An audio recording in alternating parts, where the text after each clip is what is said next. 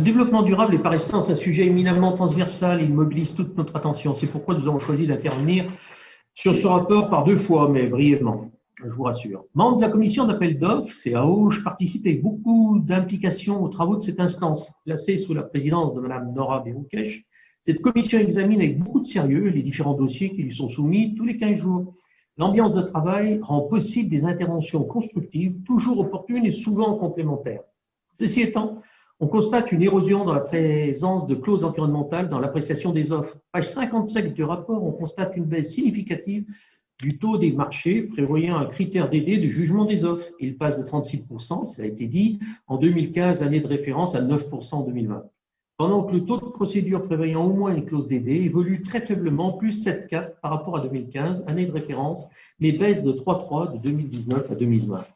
Pour ce qui est du ratio des marchés attribués aux fournisseurs ayant obtenu la meilleure note au critère DD, qui s'établit à plus 16,2 par rapport à 2015, année de référence, cela n'est pas très probant, car la pondération est très faible pour les clauses DD. Le plus souvent, elle représente 10% de la note globale.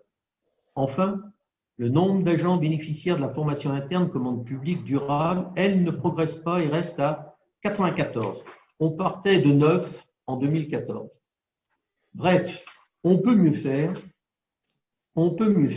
il y a là une grande marge de progression. Mais surtout, il faut améliorer l'exigence des critères environnementaux et sociaux retenus dans les CCCP, cahiers des clauses particulières. Pour l'instant, les exigences restent faibles. Peut-être un travail avec le Centre d'éco-conception de la Cité du Design pourrait s'avérer utile dans la circonstance. Cette exigence vis-à-vis des entreprises a souvent pour conséquence de leur ouvrir de nouveaux marchés en les obligeant à faire évoluer leurs habitudes. La ville peut, à n'en pas douter, jouer un rôle significatif à cet égard. Il serait dommage de s'en priver. Je vous remercie.